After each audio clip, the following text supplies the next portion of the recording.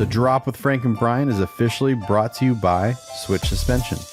Switch Suspension specializes in all vehicle chassis components. Lift kits, lowering kits, air ride suspension, wheels, tires, steering, and brake upgrades. They use all the best products from the best brands. And these guys are truck guys. You roll into their parking lot at the shop and they all drive custom vehicles. So they use their products that they sell on their own vehicles. So if you guys are looking for anything for your vehicles, whether you're just starting out or you just need some replacement parts or whatever, give them a call or visit their website, switchsuspension.com. Why, hello there. Have you needed a welder? Have you looked at buying a welder? No need. So here's your chance to win one.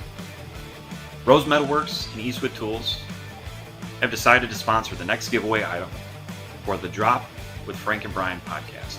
Their next giveaway item is going to be a MiG 140 welder from Eastwood Tools. All you have to do is go to livelifecustom.com or grindertv.com, spend at least $5. It's going to get you at least one entry for the MiG 140.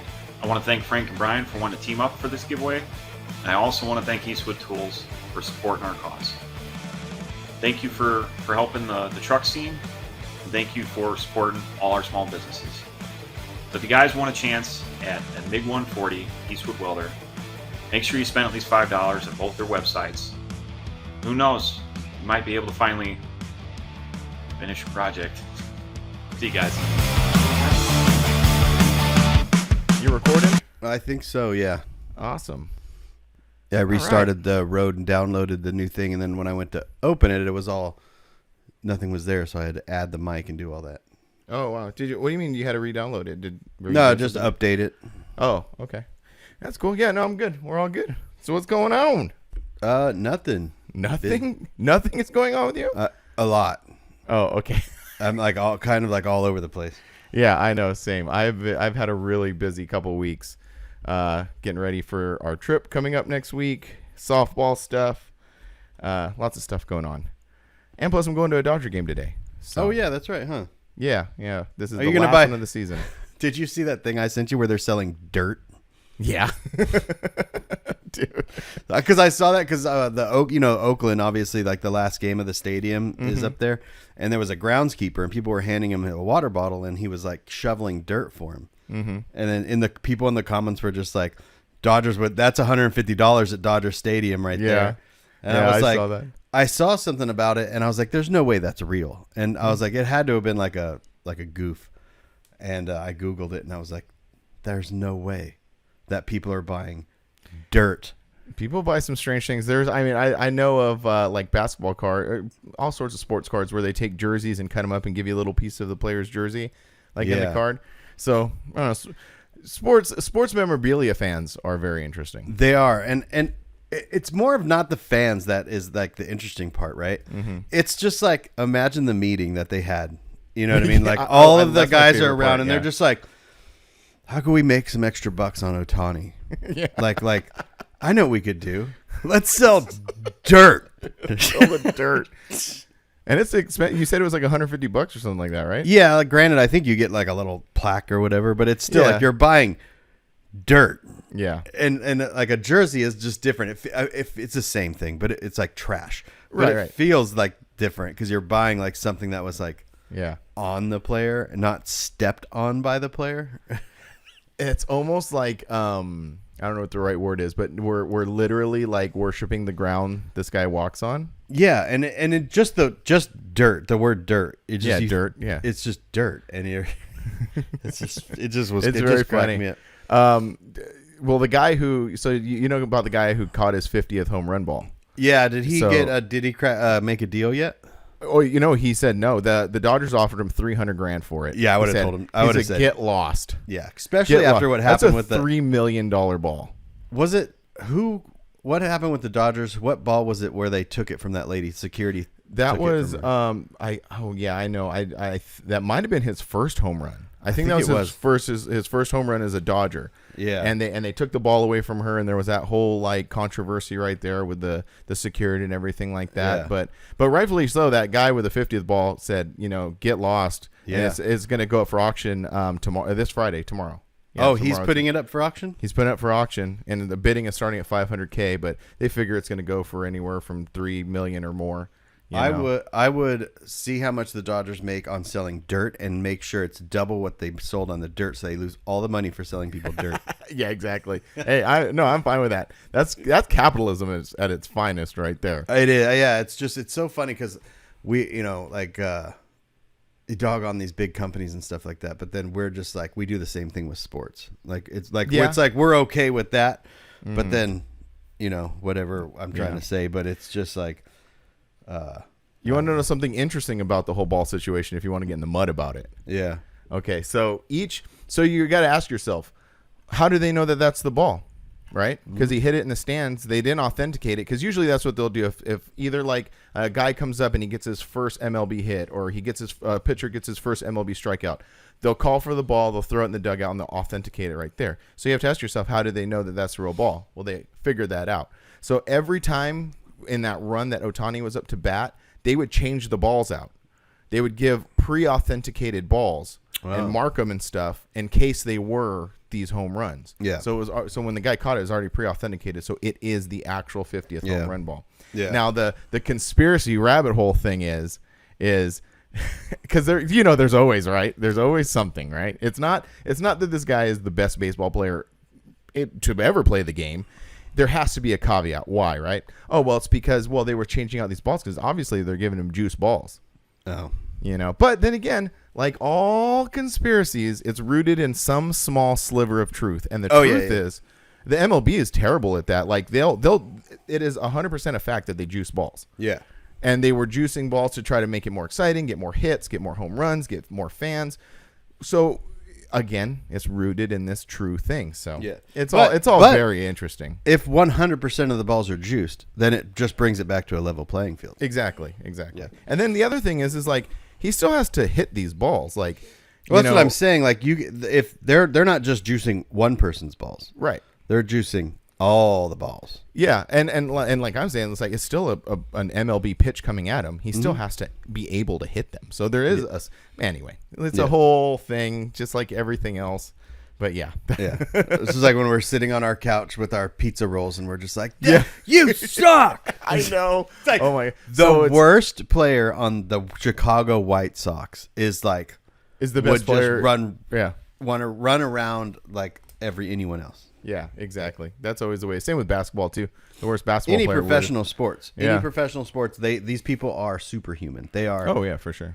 Mentally and physically just on another level. And that's why every time I hear someone like dominating in the minors, I'm like, so? Yeah. When they come to the show, the big time, it's different. You could be the best hitter in the minor league and be the worst hitter in the MLB. Oh, yeah. It happens all the time because they rank all the minor leaguers and they're like, so and so. I mean, but they do get it right quite a bit. Like I remember when Steven Strasburg came up for the Nationals, and there was just like this big old thing around him, and then his first game, like I think he struck out 15 people or something, and just continued that through his whole career. Oh, for sure. Yeah, but then there's the one guy. They made a big deal about him on the Cubs. The one that was the pitcher when we went and saw the game. And he's not. He's not good. Not coming to fruition. Well, it's getting exciting around here because we're coming down, and I'm sorry to everybody tuning into the baseball talk. I'm sorry. It's a baseball day today. Not the whole episode. The season's not almost the whole episode. Yeah. The season's almost over. When the Dodgers get knocked out in the first round, we don't have to talk about it anymore. Easy. So we were worried. Me and Angie were not worried, but we were like, man, we're going to get, because this is the last, like, there are only like 4 games left of the season, and we're going today. This is the last home game of the season because they're heading on the road. So we thought, oh man, by then they're going to be clinched and be in first place and everything. It's going to be a boring game. They're going to throw some scrubs. No, it's actually coming down to the wire. So right now, we played San Diego. They won one game. We won one game. And so now the magic number for the Dodgers is 2, which means they have to win 2 games to clinch the number 1 spot in the NL, or the NL West in their division. So that is either a win today. That the way the math works out is a win today will do it, but if they lose today, then they got to win 2 against Colorado. So it is an exciting game. We were kind of like, oh, we're just gonna watch some. The ending BS. of that triple play to end the game the other night was crazy. I saw it afterwards. I didn't watch it live. I've been busy, but it was that. And then did you see? So they have that hurricane that's about to hit Florida. And I've been talking to Kenny all morning about. Kenny, he lives in the middle of that. Yeah, but I've been talking to him too. He's just like, he's like, I'm just gonna hold out. Yeah, I mean, what else can he do? Yeah, he was saying, he goes, we just don't know which way to go. Do you go east? Do you go west? And then what if the hurricane changes course a little bit? So I told him, I said, you don't want to know what it looks outside right now where I live. Yeah, and I'm going to a Dodger game this afternoon. Good luck. Yeah. No, I'm just good luck, serious Kenny. Good luck. I hope everything worked out. Because by the time this episode comes out, your house is either gone. Jesus, you're a terrible person. Gosh, you're a terrible person. They're doing that. The Mets or the Braves. The game. I think the Braves game is getting delayed. Oh, okay. So they're going to have to play. Georgia, and they're only a game apart from the Mets or whatever. So like it could. I saw it broke down today on TikTok. They could play a doubleheader to see who goes in. If they win the doubleheader, then they go in and they have to play a playoff game the next day. So like it's gonna ruin their whole starting. Like it's gonna mess so much stuff up. It's crazy. It's all pretty. It's fun. Yeah, I think it's fun. Yeah, but it's fun until you have to play the Padres in the wild card. Or not wild card because you got win if they clinch the division and win best, then they skip the wild card game. But so if the Dodgers take number 1 in the West and they get a bye week, and then the Padres play the Mets, that's not confirmed yet. Well, or the Mets or the Braves, or the Diamondbacks. No, the Diamondbacks will be playing. Well, as of right now, the Diamondbacks will be playing Philly. That's right. Okay, then the best. They would play the best team? I don't know, man. That's the way I looked at it this morning, and that's how it's set up now. Yeah. Phillies, Diamondbacks, Padres, Mets as of right now, depending on what happens with this other stuff, or a lot of factors involved. If it were to start today. It would be Arizona and Milwaukee. Yeah. Oh, really? So the Phillies are already clinched. They get a bye week too. Yeah, you're right. It would be the Mets and the Padres. Yeah. And then whoever won the Mets and the Padres would play the Dodgers. Whoever won Arizona. And then it's Arizona and Milwaukee, and whoever wins that plays the Phillies. That's what I saw today. I am rooting for the Dodgers. Arizona. Ah, get out of here. I don't have a skin in the game, but even if the Cubs made it, I wouldn't even be rooting for the Cubs because they wouldn't have deserved it. Do you know who's been playing honestly the best is the Padres. They were tough. They've been tough. 50-50 at the break, and then they went it's crazy. So the regular season doesn't matter at all. No. It means nothing. Nothing. But anyway, baseball talk. Sorry for that. 11 minutes in. Let's get back. Let's get to truck talk, and I have to ask you a question because my favorite thing is to mess with you, right? To tell me why I'm wrong. No, well too. That's the second favorite thing. So you went to the council run. I did. I went to the council run, and you went to Waxahachie. I noticed there was no Forerunner footage from the council run. No, I know. I didn't tell you about that whole situation. No. Oh, okay. Well, I guess we'll start with me. Okay, and then we'll get into Waxahachie talk in a minute. But yeah, I went to the council run last weekend, like I explained last week. And the reason I didn't take the Forerunner is because I changed insurance companies. And the policy wouldn't take effect until the emergency declarations for the fires went away. Oh, and so I was waiting. I was checking it every single day, like checking, and currently the Forerunner is not insured. It's just sitting in the garage, just waiting to burn down. Half the people listening right now are like, "You're such a wuss." My truck's not insured. I would have driven it 6 miles down the road to a truck show. That's what a lot of people told me, but I am not those people. You know me, dude. You know me. You know how I prepare for trips and am about insurance and like all this other stuff. Like, I'm not gonna do that. So all right, that's a valid excuse because I was like, I didn't notice any Foreigner footage from Frank. Did he not take that thing 5 miles down the road to a mini truck show? I did not. I took the Tundra, which, it was whatever. But let me talk about the council run. Yeah. I didn't take the Forerunner, but let me talk about the council run.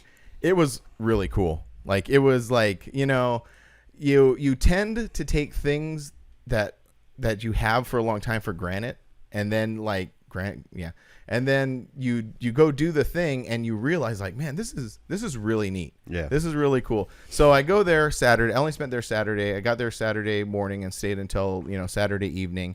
And it was super small, not a lot of people there. There was, I don't even know exactly how many vehicles you could say were there, but it was really small. But the vibe was so good. Like, I was at one point, I'm sitting there, and I'm going to wax nostalgia. I'm going to get nostalgic. I'm going to get sentimental, and I'm going to get a whole bunch of things right now. So I'm sitting there, and we're like doing the thing and hanging out with everybody, and I'm making my way around talking to everybody. And I realized, like, maybe there's a few people, but the majority of the people there I've known for over 10 years, like every single one of them. Yeah. And I was like, really like, damn, this is really cool. So the Southern California Mini Truck Council still does exist. They still do stuff. They threw this event. They throw a show once a year too, which I don't know if that had already passed or is coming up. But there are a few people, and I can only say like a couple, and I don't know everybody who's involved, just what I know. So we have Carlos Los from Sunset and his wife Cricket. They've sort of like taken the helm. I think he is actually the president of council right now. Mm-hmm. And I may be corrected if I'm not wrong, but I'm pretty sure he is. I don't think there's anyone else that would do it. I think he's been that for a long time. Yeah, I think so too. Yeah. Well, but he does have quite a few people like helping him out and stuff. No, I know, but like to be president, I remember back in the day when I was president of council, we would do the nominations, and there would be a bunch of people to get nominated, and then a bunch of people to get voted, and it's imagine if they did nominations now. Oh yeah, they're like, I don't want to do it. No. Well, I think really quick backstory. So for those who don't know, the Southern California Mini Truck Council was this like body that existed in the 80s, 90s, all the way up until now. Hold on, real quick. Yeah, it's okay. Oh, he's gonna make me talk to myself again. Oh, he's gonna make me talk to the chair. I'm talking to the chair again. I don't know what he's doing. He's back. He's putting his headphones on. We won't even have to edit this out because I was really fast. But I was talking the whole time. Oh, wow. Yeah. So Southern California Mini Truck Council Incorporated minutes. These are the original documents. I never gave these back. No way. I have a funny story about that too, but go ahead. This is the state of California. Look at this. Oh, wow. And what is March Fung Yu? What is That's the name of the Secretary of State. Oh, okay. From back then. Yeah. Oh, wow. 1983. Okay. Whoa. That's like original. This is the original paperwork from dated December 13th. Yeah, look at. Whoa. That's really super cool. Yeah, it's all here. It's all from the original bylaws are in here. The application for 501c. Who signed this? The president. Yeah, here we go. Look at these names. Look at the second name. Bob Hayes, nice. Yeah. Yeah, President Bob Hayes. You know who I saw rolling around at the council run? Hatter. No way. Yeah. Jesus. He's just rolling around, man, just hanging out, still doing his thing. He still has that, I don't know if you remember his Jeep from back in the day with like the orange flames on it and stuff. Still rolling around, man. That's insane. He was an old man when I got into the scene. I know. He's a very old man now. Yeah, he was floating around. But so like I was saying, for those who don't know, there was this thing that existed in the 80s and 90s and 2000s up until now, and it was like a council. It was a body of mini truckers who got together and once a month discussed like upcoming shows and past shows and cruise nights and just sort of everything that was like before the internet. That's sort of what that was. It was like the social media gathering to find out about events before social media existed. I think it originally started at a park, but then when I got involved with it, it was at the college. Yeah, Mount Sac, and we would.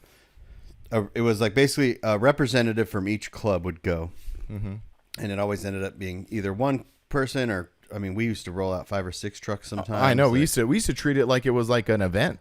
Yeah, because the parking lot looked like a show basically. Yeah, and then you would pay like $2 to walk in, and you would put your show flyers on the table and collect show flyers. Yeah, this is all pre-internet. This is like when you actually had to go. I would have to say the last, if I was to guess, when the last council meeting that I attended was probably Mount Sac, because I never went to them after they moved after that. So this is like 2003, maybe 2004. Yeah, I never went to any after that either. Yeah, and you were the kid. You were the when I got into the scene in 2001. You were the council president. You and Ernie. I was it for 2 years. Ernie was vice president for 1 year. Council, and then like Bob Hayes was always. It was like Bob Hayes and then Brad Rogers, and Bob Hayes and Brad Rogers. Yeah, those were the two presidents. And my favorite part was when they would go up there and after a run, because if you were having a show, you would go up in front of all these clubs and you would talk about your show. Right. It was like a real Facebook post. It was. That's what it was. It was an in-person Facebook post. And if anyone had questions, they could ask you questions, and then everyone would shut up. They wouldn't start to get in their feelings and opinions like they do on Facebook all the time. Mm-hmm. But then after your show, you would go back up and you would talk about how it went. Yeah. And that was my favorite part. Oh yeah, that was so good because all the story, especially the truck runs, because you would have them talking about like people tied to a tree, or they kicked this person out, or whatever, and it was so much fun. It was a lot of fun. And then also the other aspect of it was, well, to just finish the thought on the event thing, and then the hours of arguing with beef when someone would throw a cruise night in Orange County and throw a cruise night in Riverside, and then there was just beef the entire time and complaining. It kind of ruined it. It kind of, yeah, but also it was kind of fun. It was funny, but like it ruined it for me being the president, right? So well, I guess, yeah. And I then was just a spectator. Yeah, but it was almost like when Forbidden got in, or when I got into Forbidden, and Forbidden was in council, and then there was a bunch of like new clubs, like in the early 2000s, all these new clubs were getting in and forming, and it was almost like the old guys that had been in it since the 80s, just how it goes, kids these days, or respect, like they were almost like getting. Not mad, but a form of jealousy almost, because these new clubs were coming in, throwing their own events, doing new things, new ideas, and all this stuff. And it's just kind of a reflection of how that society goes when the new generation comes up. The old generation kind of is like a little grumbly, you know? Yeah. And it's still like that today. Oh, of course, yeah. But yeah, that's kind of how it was in that group, and I always like to ruffle the feathers too of the old guys. You know what I mean? So because I remember telling him like, look, if this cruise night's in the Inland Empire and you have one in Orange County, it's not going to interfere with each other, right? Because they couldn't see it. There's only 4 weekends out in the month. Yeah, you can't tell someone that they can't have their cruise night. Mm-hmm. And then there's just us up in the high desert, like just like, yeah, we're fine. It's just like it was like the HOA of the mini trucking scene. That's a good way to put it. Yeah, that's exactly what it was. So that was one facet, and the other facet of it was joining council. So like you said, if you were a new club, you would roll down there. You're a new club, and you'd all sit in the rows and line up, and then you would go up and say, oh, we're so and so from so and so, and we want to be part of council. And then how was the vote? I can't remember the voting process on that. If you were a new club, it was just if you're a new club, you had to come to 3 meetings. Mm-hmm.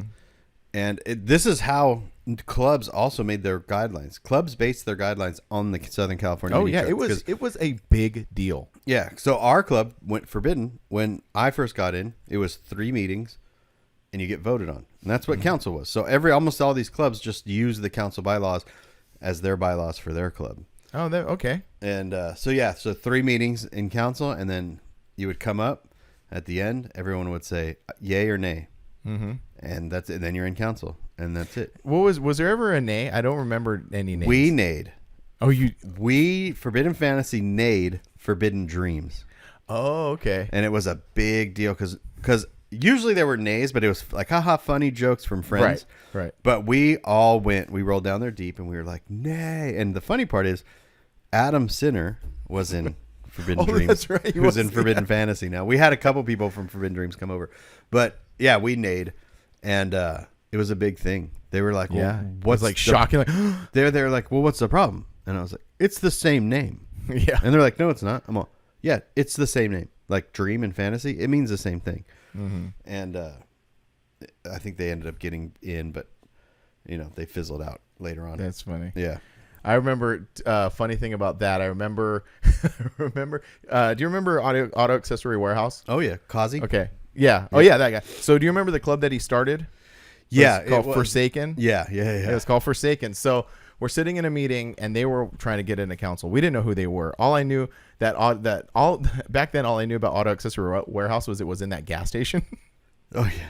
That's the only thing I knew about it. So our club is sitting in one row. They are sitting in front of us. We don't know it's them, and they're talking about Forsaken. And I was like, I said to the person next to me, like, yeah, foreskin. So we're just ripping on the whole time. And then it came down to they came down to that part of the meeting where they're like, okay, we have a new club coming and want to join Forsaken. And they all stand up, and I'm like, uh-oh. But council was great. The banter, the hurt feelings, the good times. The Bob Hayes and Rodney show was the best. That was the best about council. When those two dudes got up there, it was like an hour of nonstop hilarity. Yeah, so the Rodney and Bob show was good, but it was like, and this is kind of sad, but Cherokee, that through Summer Madness, that was the van guy. Mm-hmm. He would get up there, and he had no sense of humor. He would just get up there and bitch and complain about everyone. And I remember one time I thought he was going to have a stroke on stage, because there was a bunch of people at the Hanford Summer Madness that got mad because the cops came in and were giving people tickets, and for DUI, for indecent exposure, for all this stuff. And so the rebellion in everyone just left their trash everywhere. Mm-hmm. Because they were just pissed.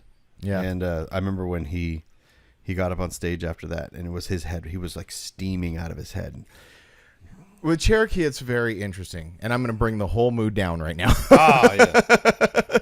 Because, as a young person, Cherokee, you would go to Summer Madness, and he would be, just doing his thing, and anybody who went to Summer Madness and knew Cherokee knew exactly how he was, and I'll kind of go into a bunch of explanation. But you'd kind of almost make fun of him. He was this old man, throwing this run. He's an old vanner. You're young, you're stupid. Nightlife Vans. That was that was the first van club was Nightlife, but then he started another van club called Rolling on Thunder. Oh yeah. And that was like his two clubs. So you're young, you're stupid, you're just making fun of everything, right? He put on that event almost up until he passed away. Like, he was like, every year he'd put on that event, and we all go and we all kind of like, be dumbasses or whatever. But here's where I'm going to bring it down. He only did that because of his kid. Like, the reason he started that event was his son passed away like in the late 80s, early 90s, and he was like into it. So every year he would dedicate that show to his son. Yeah.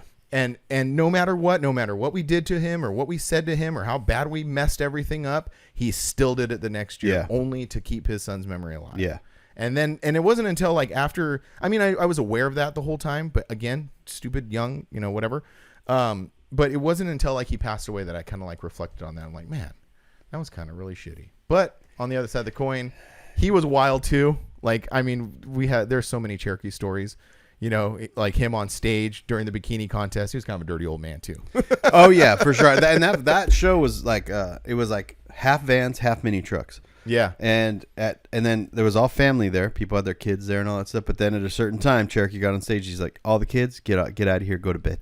Yeah. And then the bikini thing started. There was one time, you remember Robin's Nest used to go down that big hill to get down to the thing. One night, because like my old club, Twisted Obsessions, used to like help. Well, we used to do the show portion. We used to judge the show and like kind of help out here and there. And he had a bunch of different clubs help him over the years. And back then, it was like a thing where he was like promising us to like we were going to take over the show and stuff. That's a whole nother thing that I could get into. But anyway, so my club would always help him out, and we'd do security and we'd check cars and rolling in. Well, that hill one night, and Cherokee used to get down and drink too, like that full drink. He's just freaking peeled out, and he's like at the top in a golf cart.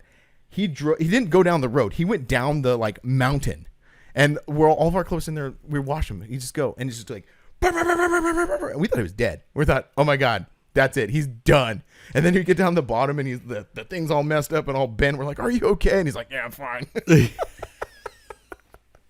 It was wild. Cherokee was wild. He was. There's going back to the council run, thing, it reminds me of the van thing. Like, it's going to be those people that go to that are going to go to that forever. So, and there is a show. It's on. It's on Amazon Prime, and it's called Vannin. Mm-hmm. And I want to say this van run takes place, I think, in the Chicago area or somewhere out in the Midwest. But it is, if you watch that, I'm watching the trailer on it right now. Mm-hmm. If you watch that, that's those guys.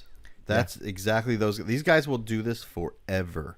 And I had that exact thought this weekend, which was sort of like, you told me about that show a long time ago, and I don't know if I watch the whole thing or just watch a trailer. I don't know. I do remember it though. And you were like, yeah, this is going to be them one day. And I was like, no. Well, yeah, I got that feeling this past weekend. Oh, yeah. Too. No, you should go. Do you have Amazon Prime? Or can you get... Yeah. Okay. Yeah. Go watch this. Yeah. I already know because I was there last weekend. Watch this whole thing. If you just watch the trailer, you have to watch this. You will go, oh, man. And especially now, because I watched this 10 years ago. So you watching it now, especially after going to that last weekend, you will go, oh, we're already here. And I know because watching the trailer, I already kind of have a good idea on what it's about. And yeah, you're right. It is. It is that. But however, this was the thing. You're almost okay with it now. It's almost like, okay, that's fine. Because 10 years ago, you would watch that and you'd be like, no way, man. No, that's not us. No way. But now you're kind of like, oh, it is, and that's okay. Yeah. Well, essentially, at least with the council and that group of people, that it's just like buddies camping out. You know what I mean? Like, it is. There is no growth from that, right? It might ebb and flow. You know what I mean? As far as people coming in and the event and stuff, but that's pretty much what that event's going to be forever. Yeah. Which is fine. And that's okay. And I always said, when I went to the Rezo reunion, what was that now? Almost 10 years ago now. That when I went to that, I said, this is what Rezo should be. And I know Bob's bringing it back and he's trying to make it this thing. I don't know exactly what he's trying to do, but knowing Bob, he's trying to make it a big thing. Right. Yeah. Rezo to me should just be just a hangout. Mm-hmm. And you know what? And that's what I was going to say about this event. Going to this event, one, it was cool because there was mini trucks there. That's always cool. Mm-hmm. But two, it's not a run where you get just wasted and you just do dumb things. It was just a bunch of friends camping is what it was. Yeah. And I get, because I haven't really put it out there, but you and I talked a lot about it. I had this new Airstream trailer that, I'm putting together. It's a 72 Airstream trailer. And that whole weekend, I was like, it'd be so cool. Just pull this out there, chill, and just hang out with everybody. Yeah. And that's what it was. That's exactly what it was. Just a bunch of old friends hanging out camping with a little bit of cruising, going around, which was a funny thing. So there's this new guy petitioning Severed, and he's got a Tacoma that just got bagged. And I'm out, pocketing around. And he says, oh, come on, jump in. So I get in the back of this truck. We're riding around. It's me, this guy, Jose, and Pat Rich, Pat with the Sonoma. And we're riding along, and Pat goes, man, what are we doing with our lives? He's like, we're 40-year-old men riding around in the back of a mini truck, and the back of this thing has just gotten bagged, so there's no fender wells. Yeah. It's completely open, and I'm sitting in the front of the bed, but they're sitting in the back of the bed just getting dusted with rocks and dust. And he goes, what are we doing? Yeah. But then again, right after that, he says, no, but it's still fun. It is still fun, Well, that's the thing, right? So if you are not a mini trucker and you have not been to these truck runs and that's not what you do, you're doing something else very similar. Mm-hmm. You're going four-wheeling with your buddies. Exactly. You're going camping with your buddies. So this is the exact same thing. Or you're just watching football on the couch. It's all the same. It doesn't matter what it is. You know what I mean? So Rezo to me was always the one where we just got together and camped. And it would be fun. I don't know what the future of Rezo is, but that's kind of like the Forbidden Fantasy show. So the Forbidden show is more of a get together and less of a show, even though the show part is obviously the main part, right? But that event will always happen as long as it can, regardless of the size of the show, because it's going to be not a camping event, but a hotel event for our club. You know what I mean? Just a place where we can get together. Even in 10 years from now, if there's no show, it's still going to be the Forbidden Fantasy Avi get together, and it doesn't matter if it's just me there. Yeah. Yeah, and that's exactly the sentiment I took away from this last weekend. Yeah. We're evolving, we're growing, and you just have to like it's not the days we used to have, you know. Well, you don't have but to. It's still good. It's still good. And that's the thing is, and for Los, I don't know if he listens to this or whatever, but He it's does. okay. He listens every. Okay. He listens on Tuesdays because he told me. Like he's all, I don't listen on Mondays because I think his work week starts on Tuesday or something. But every morning he's listening. Every Tuesday I'm not morning. giving you these minutes back, Los. These are mine. I stole these fair and square. You know, okay, my funny story really quick since you Yeah. brought that up again about keeping stuff like that, because you saw an opportunity to keep this because you're like, this is history. Like this needs to be preserved. And you took it upon yourself to like preserve that history. I did the same thing when I left my old club. When I left my old club, I had the entire, and whoever's listening from the old club, I don't know, but I had the entire bylaws and minutes and all sorts of stuff. I have the original banner. They asked me like, "Hey man, Hey, do you know where that banner is?" I was like, "No, dog, I don't know where that. No, I don't know. I have it. I have both of them." But it's because I took it upon myself. Because look, nothing. I'm not saying anything negative about those dudes. I love those guys. But I just took it upon myself. Like I foresee myself doing this for the rest of my life. I'm gonna take it upon myself to preserve this. And and one day So when you I have have- when you have your shop or whatever you have, you can hang all that stuff up, and it'll be cool. Yeah. But I was also going to say, did you feel a little guilty when you were there and you had these feelings of nostalgia and this feeling of just this good feeling of like this local thing, friends, and that you've known forever, that you put so much effort to travel to shows and We less talked effort about for that. local stuff? Yeah, I Because talked to a I couple feel that people way about sometimes. That. It is, and that's like kind of like the curse of what we do. Yeah. Like, and I was talking to a few people about this, and I was like, it sucks that I will travel. We're going to travel to Missouri next week to go to a show, but that's what we kind of chose to do. And when we come back here, it's like I have other obligations, or I want to do other stuff. And yeah, it sucks. I completely admit that, and I'm not trying to like make any excuses. It's just it is what it is, and it sucks. But I'm really happy. I'm sorry. Let me finish one thought on that. I'm really happy though that. Even though that you and I and me and we're doing all this stuff, that we still have people like in our club who will still go to every cruise night, and who still go to local events. Like I really appreciate those dudes for putting in the effort to do that. Yeah, I've made a mental push for myself to try to get out to more local stuff here and not make an excuse, because it's so easy to make an excuse. Oh yeah, you know what I mean? Like the last few Sunset cruise nights that they've had, I've been out of town, so that's an easy excuse. But like if I'm in town, I'm like, no, I'm going to go. Like I'm not going to make an excuse. Yeah, I feel the same way. We'll see what it comes. So maybe if I have insurance on the Forerunner. But no, I do want to be a better member, as the joke has or been just lately. a better truck enthusiast. Better truck enthusiast, better steward of the scene. I don't know, that's stupid. Anyway. We make excuses and then we watch like Ben, who's just goes to everything. I hit him up a couple weeks ago and I was like, what's going on tonight? A few Saturdays ago, I was home and I was like, oh, I'm going to take the Maverick to something. And I was like, what's going on tonight? And he sends me this list of cruise nights around here. And I was like, I didn't go to any of them. I just stayed home. But I really appreciate Ben and the rest of those dudes too. And I don't want to get all like sentimental about it or anything like that. But and this is a little self-centered, but people have said this before to you and me, to both of us. They're saying that like, oh man, I really appreciate what you're doing for the scene and what you're doing for the truck culture. I appreciate what those dudes do. Yeah. Because those are the guys in the mud doing this is the best way I can put it, the nitty gritty, going to these cruise nights, going to these parking lots, hanging out. Those are the guys who are actually like keeping the culture going, Yeah. Not us. We're just sort of kind of like documenting it and going to these things, but they are the vehicles, so to speak, keeping the whole culture going. So I appreciate you guys. Yeah. Way you more guys than you should make up appreciate you guys make up for our lack of going to things. Yeah, exactly. Yeah. And we appreciate it. Thanks. We just talk about it. Yeah. Yeah. We're just commenting. Yeah, We're just the watchers. Yeah. So But Council Run, great. And the other point that I wanted to make about Council Run is the kind of to marry those two things together. There are so many people who say the events don't exist. It's not like it used to be. It was right there.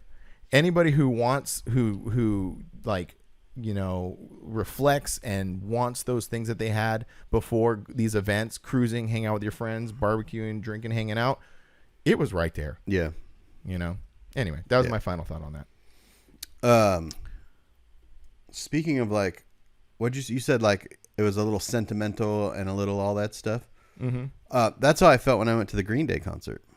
Oh, really? Oh, yeah, that's right. You went to the Green Day concert last week. Yeah. So, I mentioned I wasn't the like a die hard Green Day fan, but I realized that, like, You are. Yeah, because there's a lot of music that I listened to growing up that, maybe it's not like I don't have a bunch of it on my Spotify playlist, or I don't go out of my way to listen to it a ton now. Mm-hmm. But then you're just like, oh, wait, this is what I grew up on. Mm-hmm. You know what I mean? And they played the entire Dookie album from first song to last song. That's awesome. The entire, what's the other album? The one after that. American Idiot from start to finish. Yeah, well, I mean, there were albums in between, but there were albums in between, but those were the two they were celebrating on this tour. Right. And in total, they played 36 songs. Wow. And I was like, everyone that was there and everyone on Reddit that was talking about this was just like, I've seen Green Day so many times, and this was probably a once in a lifetime thing. Like, some of those songs, the non-popular songs on those albums, they'll probably never play live again. Oh, for sure. You know what I mean? So like, yeah. Did they play the secret track after the last song on Dookie? I have no idea. The All By Myself? Oh, yeah. He came down and sang it. Yeah, that's cool. It was, yeah. And then they played some songs in between, some songs off the new album, and just the stage. Like, we talked about like going to a big show like that in a big arena or a stadium or whatever. That was my first time going to one in a big stadium like that. You had good seats too. Decent seats. Yeah. Still far, and still watch the screens versus the band.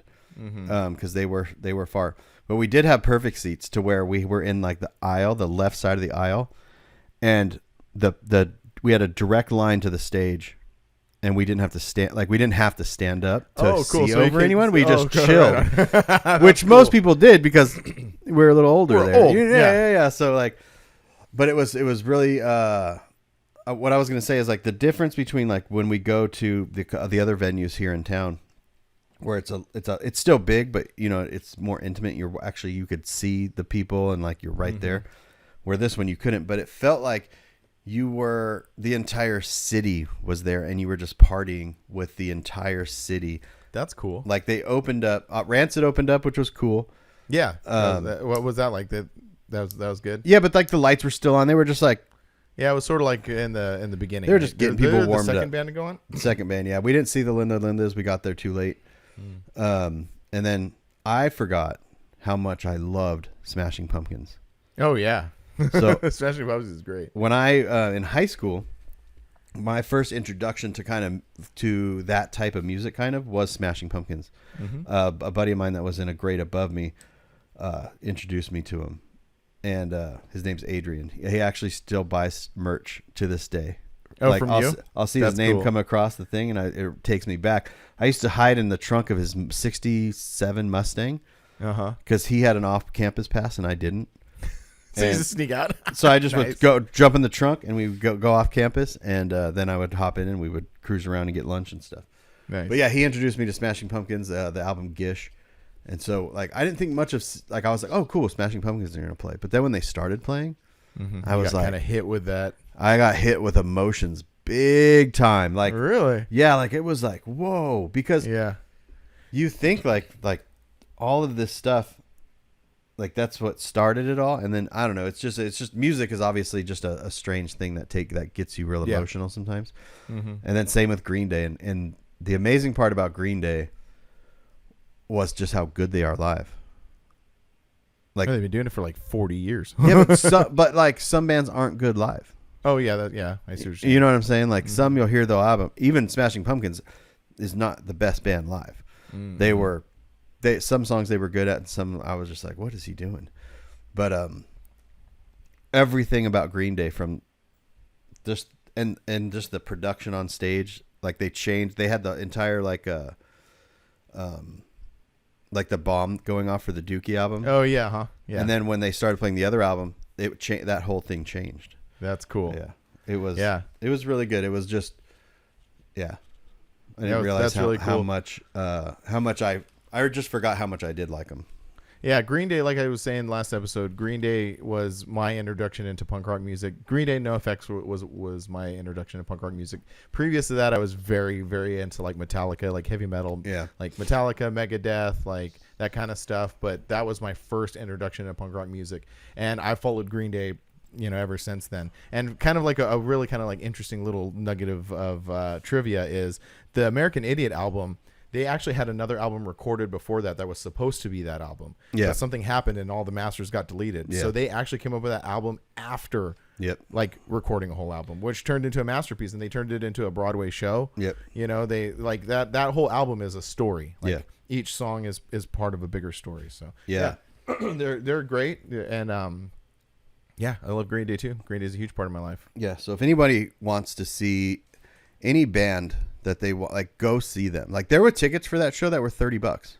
Oh, really? Yeah, they were really up high, but like I was watching the guys, the people up at the top, the very last row at the top of that baseball stadium, and they were they were just up there dancing and having a good time. Yeah. And so it's an experience doing that. Like, I love going to the small shows. Obviously, there's levels of these things. Like, but going to like that big show was less about being intimate with the band and just being surrounded by fans. Yeah, that's cool. That's a cool experience. The only big arena show that I've ever watched was Metallica. Do you remember in the early 2000s they had the it was like Metallica and Kid Korn. Rock? Was and it Korn? Yeah. Yeah, that whole thing. Was I it the forget what Family Values tour or no? I think it was that one. Yeah. I think it was that one. Anyway, I saw the Coliseum, and so like I just could have just been home. It was so far away. Like, it was not a fun experience. So that was the only time I've done that. If you're not 100% in love with that band you're seeing, it's not a good experience, because you have to have a connection with the other people that like that band. Yeah, because like you said, there was more like a community. communal, it was like a community thing. But yeah, because there was a point when I was sitting there and I was like, oh yeah, I'm not watching the band. I'm watching the screen that the band is on, and I could be doing that with my TV. So if you do this, you have to enjoy like that actual music and the people that come along with that music. And the other thing, I forgot what I was going to say. It left my train of thought. It's okay. The only other arena show that I saw was the Misfits, and that I got that feeling at that show. Yeah.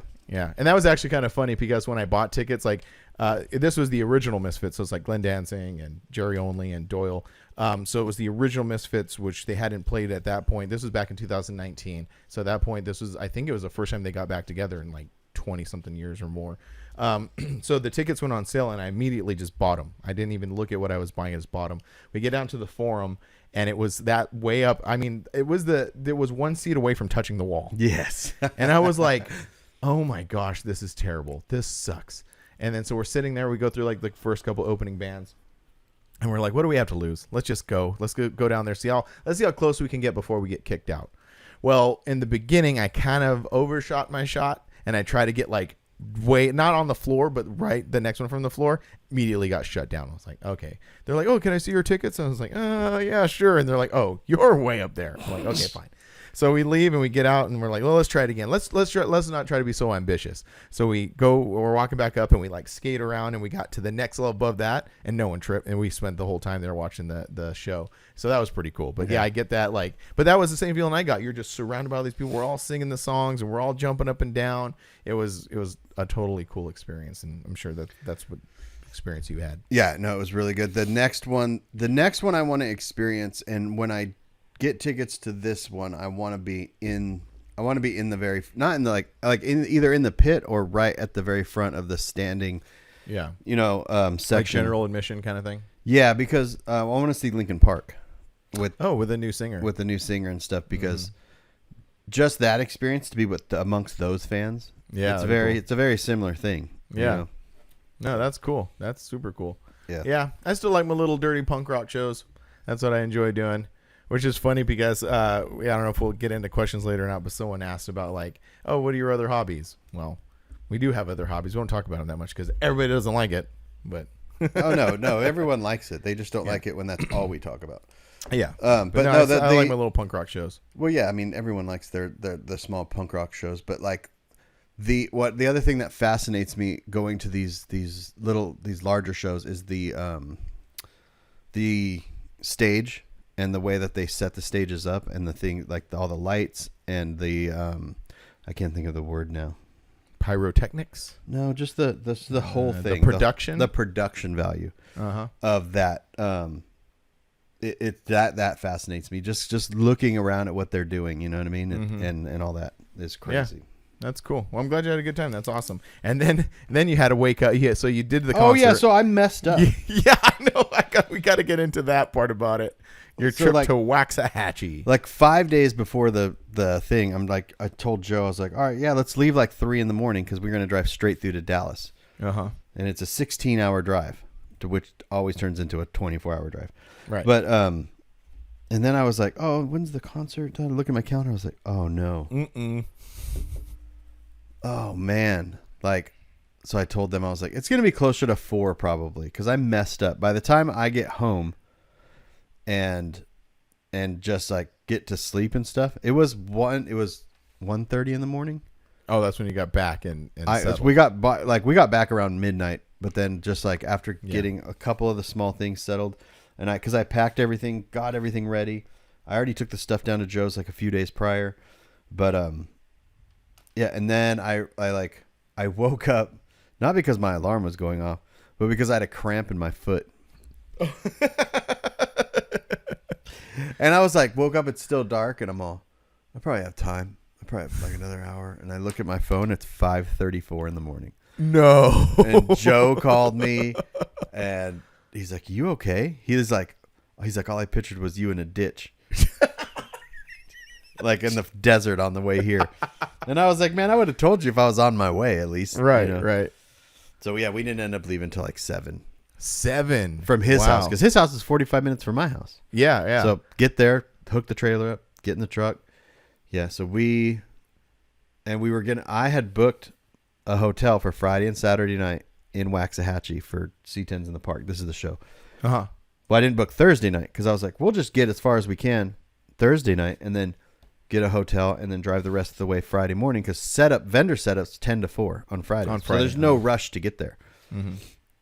But then I was like, oh no, we're like a few days before I was like, I'll just book Thursday night at the same hotel. Because you just anticipated you're going to get there. Yeah. So I had 2 bookings, separate bookings. So we were 3.5 hours away from. You made it that far. We made it 3.5 to Sweetwater, Texas, 3.5 hours away from Waxahachie. And I go, you guys just want to eat the $135 for tonight's room and get another hotel room? He's like, yep. I was like, I'm down. So we pulled off, got another hotel room, and I called the hotel and I was like, hey man, I just want to let you know I'm not going to make it. And he's like, no problem. Care. He goes, no problem. I'll refund your money. Oh, dang. Yeah, he canceled the room. He's like, don't tell nobody. So where was that? Because was that a non-refundable room that you booked? It was not a non-refundable. It was a refundable, but... Oh, but it was like the day. It was 1 o'clock in the morning when I called. I made the mistake for my birthday. I remember that whole thing where I got a non-refundable room, which is dumb. But yeah. Oh, then, wow! What a mission. Yeah, and then we got there, and it was hot. It was like 98, 99 degrees. Super humid. Super humid. Like, oh, it was miserable. But I didn't leave the booth the whole time. Oh yeah. I just sat in the booth and yeah, didn't do much. Someone, where did I put that? One of the guys get one. What's that? Is that show another one that like Oro and those dudes are kind of involved with? Those guys just do like West Coast stuff, right? Okay. Yeah, this is a guy named Terry that puts this together. His dad's like the mayor of the town. Oh, really? Yeah, oh, that's interesting. They have the show on Saturday. It's from like 7 in the morning to 4 in the afternoon, and then throughout the day they pick 80 trucks, and at those 80 trucks get to park in the downtown square. And they have a concert down there, and people are dancing, and they have like it's cool. We've never made it to that part of the show. I know, yeah. Every year I've heard it. You like hype it up, and then I know how you are. Yeah, you know, Joe is very similar. I think where he's just like, yeah, it's a pizza and wings.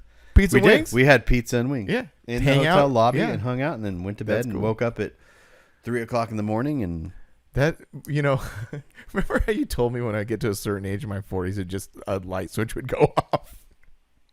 That sounds way fun, dude. it was. It is. It was the so much best. fun. It was so much fun to just like go to the hotel and order pizza and chill. Yeah, it's nice. Yeah. It is definitely nice. There is a. Oh, where did I put it? I think it's in my cash box. It's a sticker. Someone's like, "Give this to Frank." Like, da da da, and it said something about like we. He's like, "But you can't give. He can't have the sticker because it said like we drive or we cruise." He goes because he doesn't take his 4Runner or anything, so he can't have the sticker. Oh, dang. Who was that? I forgot. He's one of the guys that like volunteers. He asks about you every year at C10s in the park. That's funny. Yeah. Well, It was thanks, man. I appreciate that. the first year we went to C10s in the park. We pull up, and the Oh, you first guy, he's like, "Hey, where's Frank?" I mean, and Joe were like, Hey, what about us? "What about us?" That's hilarious. Yeah. That's cool. So, but I mean, it was a good show anyway, regardless of the. It was a good show. The Titan did good. You took the Titan. Fixed the rattle in the door. Welded that. I found a hairline crack in it. Welded it up, and it didn't rattle, and it just Cruised. cruised, man. That's awesome. That's really cool. How did Morgan do it? Because the joke is like because the extra cab of the Titan's not that big. Yep. So and then Morgan sent a picture of her in the back, and I said, "Hey, we all put our time in back there." It's a good spot for one person. Oh yeah, for one person, it's chill. You lay across the back. Yep. You get it's chill. But we all put in the time back there. Yeah. For more than one person, it is not good. But yeah, one person, you're sitting sideways. It's decently comfortable. It's I don't have to. Well, especially like I consider myself not a tall or large person. Like when it's like Lindsay or Morgan or even me, like there's plenty of room back there. Oh yeah, it's nice. It's not bad. I've slept back there. Like, Oh, yeah, I pulled for off runs and and I have stuff? put the front seats forward and I put stuff between the front seats and the back seats and just made nice. my bed and I've slept for hours back there. Yeah. The old tit putting in the work. That's great. That's super cool. Yeah, that's about it on that. Yeah, nothing to report back from wax your snatchy. Wax a snatchy. No, it was just fun. It was just a good time. The last time Joe vended was LST, and after this event, he goes, "Now I know why I don't do this." Oh, wait, he didn't like. Well, I don't want. Oh no, he did well, sales and all that stuff. Just doing the process of doing it. It's a lot. Exactly. It's a lot. It's a lot, and I mean, he's got a full-time job, so like. He had to go back to work. He didn't have the days to rest up after this and just be, So that's sort of like the little secret. Maybe it's not a secret, but that's like the thing about us is like when we get back from these trips, it's like 2 or 3 days, nothing. Just like you got to recover. Yeah, you got to recover. Yeah, it takes a long time. Even like I drove all the way there and then I drove all the way back, and even Joe was like, "Want me to drive?" And I was like, "No, I'm fine." Mm-hmm. And got back and I was like, "Yeah, that was a long trip." Mm-hmm. And we're about to embark on another one. Yeah. I'm coming out Tuesday, and we're going to head out to Knoll, Missouri. To Sparks in the Park. Sparks in the Ozarks. I'm getting them so confused. Sparks in the Ozarks. Because we are headed to the Ozarks. That's where we're going. Yep.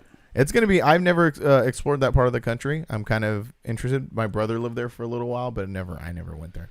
Yeah, but, so we're going to go. I'm kind of interested to like check that out. See what's going on down there. What you guys got going on? We're gonna go like through Oklahoma, and then there's like 2 ways to go. You could take the toll road, which cuts like an hour off. I saw that. Or you could take this other way. I don't know. I think we're gonna meet up with some of the Freaks guys from Vegas and drive out with them. That'd be cool. But they go to what's that town just on the Texas? Oh, Tucumcari. The first night, and then the second night they drive the rest of the way. Oh, I know what you're talking about now. Yeah. Well, I'm pretty sure that like the way we do things, we'll end up in like Oklahoma City or past that at some point. Like I don't know, because whenever we leave your place, we always end up. If we leave like later in the morning, like around 8 or 9, we end up in Oklahoma in the middle of the night. OKC. Well, we stayed for mini nats. We ended up in Amarillo. We stayed in Amarillo the first night when we left, and we left my house at like 9. Yeah. Yeah, we'll see how it goes. Yeah, we could probably. I'm gonna come out early, so like I'm coming out because we have to shoot another podcast before we leave. Yeah. So Tuesday I'll be out there. We're going to shoot a podcast. Oh yeah. Yeah. Yeah, and then we'll get it up. Yeah, that's true. Yeah. I was already like thinking all this stuff out. I know. I've got so much stuff to get done before then. I'm recording Ronnie's 100th podcast tomorrow. Oh, you're going to be on it? No. I'm do you just mean? recording it. You're just record it. You're just filming. I'm setting it up for him. He's going to use my mics and okay. all that stuff, and I'm going to record it for him because he wants to make a video of the 100th one. So that's cool. That's awesome. 100th episode? 10th year? Oh, 10. It's got to be. He's done way more than 100. Yeah, episodes. maybe it's like. It's got to be like 10. I think it's 10 year because we were talking about that when we were in his office. It is. I think it's 10 years. I think it's 10 years. Yeah, that's super cool. I'm very proud of myself. I'm like actually ahead of schedule. I'm ready to go. All my stuff's printed. All this crazy work that I've been doing lately. I've been working like late every single night is doing softball sweaters. Oh, because like you have to pick stuff up for me on the way out. Oh. Well, how much stuff? It's not going to be that much. I'm just going to have them put like a box together because it's one box. Because I'll get the rest when I come out for mini truck revival. Okay, because I'm planning on bringing out the Tundra with no trailer, just everything in the bed. So yeah, as long as it's like 1 or 2 boxes, that'll be okay. Yeah. Maybe I'll put it inside the cab. Just put towels on the seat, man. All right, no, it'll be fine. I thought about it, but the only problem, like, it crossed my mind really quickly, like bringing the trailer with me, but then like it's where we gonna put it while we're gone, so that's not gonna work. Joe's house. Yeah, I don't know. We'll talk about that. We'll talk about the logistics of that, but I can get it all in the Tundra. That's not a problem. Yeah, everything. But yeah, I got everything going. Oh, I was gonna say like, yeah. So what I've been working on just every day lately is softball stuff because it's kind of interesting, little behind the curtain thing. So when we make softball stuff, I screen print the fronts, and then since there's so many names and numbers, like I cut it out in vinyl and I press it on the back. So I'll spend the day just printing fronts. That's pretty, self-explanatory what I can do. But we are very, very careful since we're dealing with so many names and different numbers. So every night Angie has to come home and we get settled, and then we sit there for like 2 or 3 hours, and I cut the name and I put it down. I said, okay, so I'll spell the name out. She'll spell the name out. We'll go over the numbers, because one time I only make mistakes once or twice. So one time, like I was doing a name with a 3. So I get it going, put down the 3. I'm like, man, that's a 3. But I load them upside down. So it looked like a 3 to me. And then I pull it off. I'm like, uh-oh. So now we have to go, okay, this is the name, SMITH. SMITH. Okay, number 3. And then she stands on the other side. I said, does that look like a 3 to you? And she's like, yeah, it looks like a 3 to me. And then we press it. So it's quite the process. And I've had a lot of softball stuff going on. So yeah, that's what I've been working on. But as far as like getting ready for the show and stuff, I'm ready to go. All my stuff's still at Joe's. Oh, really? So I think I'm just gonna go. Did you just leave the trailer? Oh no, because your stuff was in his trailer, right? Yeah. So I took my stuff down there. We threw it in his trailer, and then when I got to his house, it was midnight, 11 o'clock on Sunday, something like that. And we just dropped the trailer and I took off. Yeah. So it's sitting down there. I got to go pick it up. Right on. Well, that's cool. No, I have Brandon's doing a reprint of the Dooley shirt and the Dotson shirt for me. Oh, okay. And I'm hoping he gets some hats done for me, because I got some new style hats. That's cool. That's exciting. Yeah. Right on. Yeah, I'm gonna have for those coming out to Sparks in the Ozarks, we have a bunch of new shirts that are new over the past little while. I have some cool banners coming in. Yep. So I have cool banners. So yeah, but we still have one more episode, so we can talk about that stuff. Yeah, but it's the next episode coming out before or after the show? You're right. It's coming out after the show. So if you're listening to this episode, come check us out at Sparks in the Ozarks this weekend, because this is Monday. Yep. This weekend we'll be in Knoll, Missouri. Sparks in the Ozarks. We got new shirts. We got hats. We got banners. Yeah, my hats. I'm gonna actually put these on the. I'm gonna show it to you. Yeah, send it to me. Let's see if I can. I'm gonna actually put these on the. I'm gonna have these on the website and see how they do. Coming through Messenger right now. All right, here it comes. Coming down the pipe. There it is. Oh, those are cool. So they're going to be stitched on like they'll be stitched on like this. There's another picture coming through. Oh yeah. Oh, they're stitched, not pressed. Yeah, they're stitched. So there's That's a groove. sick. There's like a line right there where the thread goes through. And those are rubber patches. Yeah, that is so cool. Right on. And, Yeah. But you're not going to have these this weekend, or you are going? I don't know. I'm going to call You're Brandon. hoping. I'm going to call Brandon after we Those are record clean, here. man. Yeah, Those I'm are like super clean. I was like trying to think. I'm like I need to do something that says, and I'm going to make them stickers too, right? So like. Mm-hmm. Like how you did with your website on it, the Yeah. stickers. So when people come up, they're The like, slaps? Hey, the slaps. When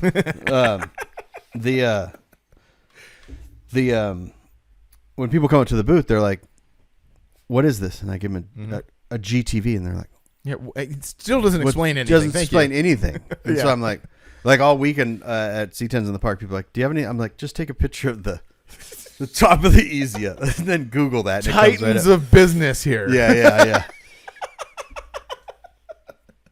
I actually have business cards too. They're really cool looking, and I just don't. I remember the your business cards. They're pretty Yeah, cool. the black see-through ones. Yeah. Yeah, and then I actually have these too.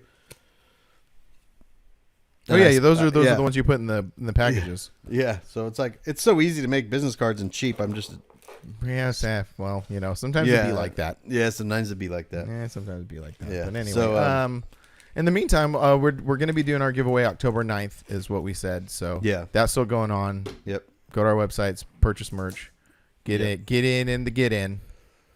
you have any YouTube channels that you want to shout out? Did you write anything down? I did, but I got why don't we one. talk about them? Why don't we talk about them next episode? So one, it gives us stuff to talk about, and I want to go because I've said this now for the past 3 episodes that I want to talk about the Car Care Nut Turbo video, but I want to talk about it. Yeah. So yeah. But other than that, oh no, I got it over here. Well, actually, yeah, real quick one that I can shout out that was pretty cool that I came across.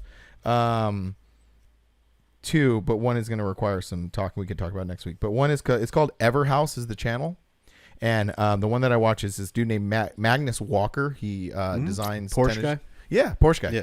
Yeah, so he has this place in downtown LA. It's like a warehouse that he lives in. Yeah. And it was like I watched it 2 or 3 times. I'm like, this is exactly what I want in life. Imagine me living in a warehouse in downtown LA just with a full of mini trucks. That'd be sick. So anyway, so that was really cool to go check that out. And then the other one that we could talk about next week is there's this guy named Alex Martini. I don't know if you heard of him. He's like a I actually don't know what he does, but he's involved in the drift world. But anyway, he made a whole video on Hoonigan's bankruptcy. So I want to talk about go in a little detail about that. Yeah. Did he talk about it's like a restructuring thing? Right. Yeah. But I want to get into the mud about it, so maybe we can get into that when we sit down together. I have some interesting post podcast about that bankruptcy thing. Oh. Yeah. We know someone that they owe a lot of money to. But Yeah. what was I going to... Oh, mine is my buddy Ty. He has a channel called 315 Squared. And he just bought he does a lot of the good guys shows, like the autocross stuff. And then he's got a cool Mercedes. And he just got a mini truck. He just got an S10 cool. or a Sonoma that he bought from a guy in Sonoma, California. Oh, really? So he that's flew up interesting. there, got it, and drove it back. And then he's got another cool wagon. And his Instagram is TLYSAK, T Lysac. And the YouTube channel is 315 Squared. So go check him out. He has cool builds and he does cool trucks and all that stuff. So Cool. Right on. yeah, So that's this one. huh? That's it. Yeah. Well, I know I came across some questions, but we'll save them for when you come out and we record that episode. Yeah, that'd be good. Yeah, and if anyone else has any questions or comments or concerns, Please, I want the concerns. Please give us the concerns. Well, actually, no. You guys already gave us the concerns. I don't need any more. yeah, your concerns don't concern us. Oh, dang! All right. Yeah, just kidding. No, we appreciate the feedback. Yeah, so send us more feedback, good or bad. Positive. It does, No, how about no? We already no. no. I want to hear We already- negative feedback too. But we 'cause already had that. We did that. We did I know. that. I want to hear more. I want some. I need some smoke up my butt. I need some positive reaffirmment. Is that right? Yeah. Yeah. I need that. I don't. I want to hear the negative. I want to know. Okay, because fine. I have a lot to say about a lot of other people that I keep to myself. Uh-huh. But it would be funny if I heard I want to know what people think about me. Okay. What do you think Then, about Brian? Talk about what you think negative about Brian. Think about what positive about me. Thank And you. I will say my negative stuff to Frank. Yeah, that's fine. Yeah. All right. We'll see you next week. Later. Bye.